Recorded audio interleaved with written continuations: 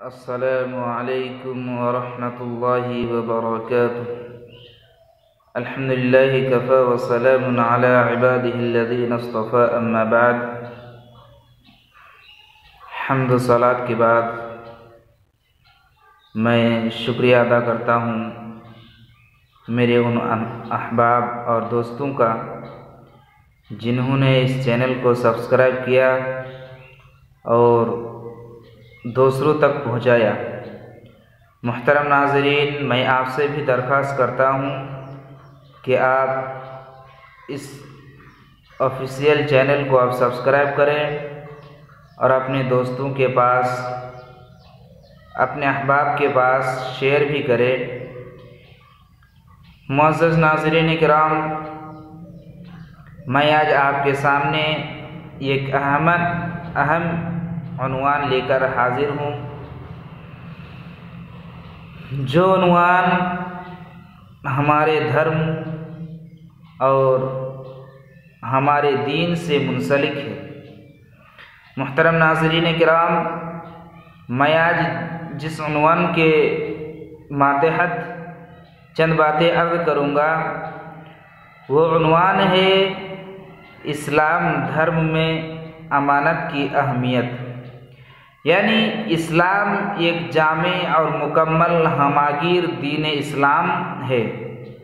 معزز ناظرین کرام، جہاں ہمارے دین نے انسانوں کی زندگی گزارنے کا ہر طریقے سے اور ہر طرح سے اصول و ضوابط بتائے ہیں، اسی طرح اسلام کے اندر یعنی مسلمانوں میں وہ چیز بھی ہونی چاہیے جو اپنے آپ کو مسلمان اور ایماندار کہتے ہیں، یعنی ہر انسان کے اندر اور خاص کر مسلمانوں کے اندر یہ صفت ہر حالت میں پائی جانی چاہیے جس کو ہم امانت کہتے ہیں۔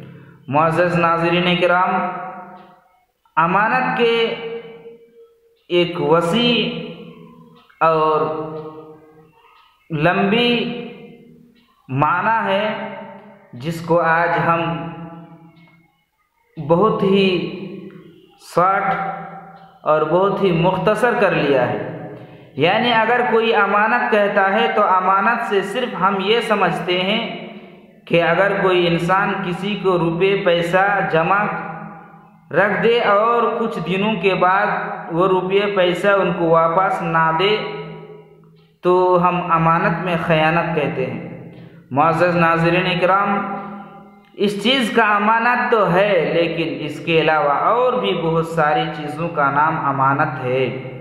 یعنی اگر ہم کسی مدرسے کا مدرس ہے، یعنی اگر ہم کسی کالج کا ٹیچر ہے، یعنی اگر ہم کسی مسجد کا امام ہے، یعنی اگر ہم کسی سوسائٹی کا ایک ذمہ دار آدمی ہے، یعنی اگر کوئی شخص کسی صوبے اور کسی دیش کا ذمہ دار ہے تو اس کے اوپر یہ امانت ہے کہ اپنے رعیتوں کو، اپنے ماتحت لوگوں کو وہ اپنا حق ادا کرے۔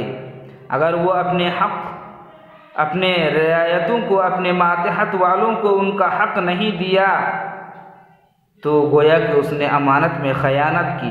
یہ ایک مدرس کی امانت ہے کہ وہ مدرسے کو سنبھال کر رکھے، بچوں کو اچھی طریقے سے پڑھائے، جو سبجیکٹ پڑھائے وہ سبجیکٹ کے متعلق ان کو پوری جانکاری ہونی چاہیے۔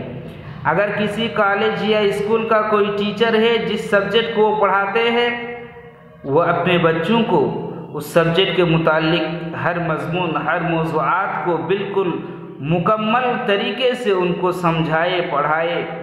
اگر ان کو سمجھانے میں، اگر ان کو پڑھانے میں کوتاہی کی تو گویا کہ انہوں نے امانت میں خیانت کی۔ اگر کوئی شعبے کا، کسی بھی شعبے کا اگر وہ ذمہ دار ہے تو ان کے اوپر یہ ضروری ہے کہ اگر ان کے ماتحت رہنے والے لوگوں کے اوپر اگر کوئی ظلم ہو رہا ہے تو ان کے لیے یہ ضروری ہے کہ وہ ظلم کو ان کے اوپر سے ہٹائے۔ کوئی مصیبت، کوئی تکلیف، کوئی پریشانی آئے تو وہ ان کے ساتھ رہے اور اس پریشانی کو اور اس مصیبت کو ان سے دور ہٹائے۔ لیکن اگر انہوں نے ایسا نہیں کیا بلکہ اور اوپر سے ظلم کیا اور ظالم لوگوں کا ساتھ دیا تو گویا کہ انہوں نے یہ بہت بڑی امانت میں خیانت کی ہے۔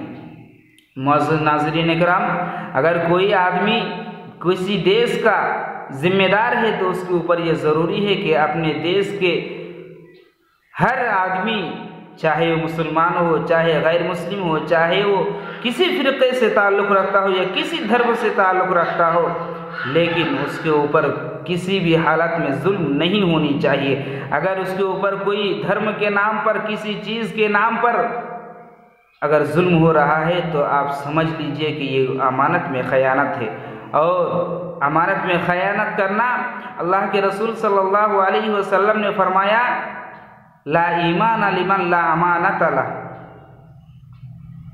کہ اگر کوئی شخص امانت میں خیانت کرتا ہے، امانت صحیح طریقے سے نہیں نبھاتا ہے، گویا کہ اس کا ایمان ہی نہیں ہے۔ لا دین لمن لا عہد لہ، اور جو عہد و پیمان میں ثابت قدم نہیں رہتے، عہد کر لیے، عہد کو توڑ دیے، اس کا کوئی دھرم نہیں، یعنی دین اسلام کا یہ طریقہ نہیں کہ دین اسلام کو ماننے والے کوئی شخص اس طریقے کا کام انجام دے۔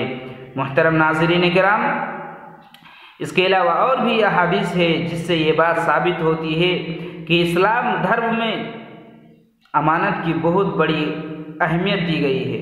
معزز ناظرین، اگر ہم سیرت اور تاریخوں کی کتابوں کا مطالعہ کریں تو ہمیں یہ بات اچھی طریقے سے معلوم ہوتا ہے کہ اللہ کے رسول صلی اللہ علیہ وسلم کو نبوت ملنے سے پہلے مکہ کے لوگوں نے آپ صلی اللہ علیہ وسلم کو امین کہا کرتا تھا۔ امین کہنے والے کون تھے؟ کفار تھے، مشرکین تھے۔ کیوں؟ اس لیے کہ آپ صلی اللہ علیہ وسلم ایک امانت دار آدمی تھے۔ جب آپ صلی اللہ علیہ وسلم مکہ سے مدینہ ہجرت کرنے کے لیے تیار ہوئے تو اللہ کے رسول صلی اللہ علیہ وسلم اپنے بستر پر حضرت علی کو سلایا اور کہا کہ اے علی، جب صبح ہو جائے تو تم میرے گھر میں، میرے کمرے میں، میرے بستر کے اوپر، میرے بستر کے نیچے جن جن لوگوں کا امانت رکھی ہوئی ہے آپ ان تک ان امانتوں کو پہنچا دیجئے۔ معزز ناظرین کرام، امانت اسلام دھرم میں بہت بڑی ایک اہمیت ہے۔ اگر آپ کے پاس کوئی علم دین ہے تو آپ کے اوپر بھی امانت ہے کہ آپ دوسروں تک اس دین کو پہنچائے۔ اگر آپ کسی صحیح حدیث یا قرآن کریم کا کوئی آیت کا ترجمہ جانتے ہیں تو آپ کے اوپر یہ امانت ہے کہ آپ ان کو دوسروں تک پہنچائے۔ اللہ کے رسول صلی اللہ علیہ وسلم نے فرمایا بلغوا عنی ولو آیہ، کہ اگر آپ دین اسلام کے بارے میں صحیح معلومات اگر جانتے ہیں تو آپ ان کو دوسروں تک پہنچا دیجئے۔ معزز ناظرین کرام، اس کے علاوہ اور بھی بہت ساری احادیث اور تاریخ کی کتابوں میں اسلام دھرم میں امانت کی اہمیت بہت ساری پائی جاتی ہے۔ لہٰذا ہم ایک مسلمان ہونے کے ناطے، ہم ایک ایماندار ہونے کے ناطے ہمارے لیے ضروری ہے کہ ہم ہر امانت کو خیانت میں نہ بدل دیں۔ اگر ہمیں کسی سماج کا، کسی معاشرے کا کوئی ذمہ دار آدمی بنا دیے تو ہم اس کو اچھی طریقے سے انجام دیں، کیونکہ اگر ہم اچھی طریقے سے کام انجام نہیں دیے تو اسی کے بارے میں اللہ کے رسول صلی اللہ علیہ وسلم نے فرمایا اذا اسد الامر الى غیر اہل فانتظر الساعہ، کہ جب کوئی کام کسی نااہل لوگوں کو سپرد کیا جائے، ذمہ داری دے دی جائے تو تم یہ سمجھ لو کہ یہ قیامت کی علامت ہے۔ تو معزز ناظرین، ایسا نہ ہو کہ ہمارے ذریعے سے، ہمارے کام سے کوئی نعمت چھوٹ جائے اور ہمارے کام کے ذریعے سے، ہمارے قول و افعال کے ذریعے سے کوئی قیامت کا نشانی ظاہر نہ ہو جائے۔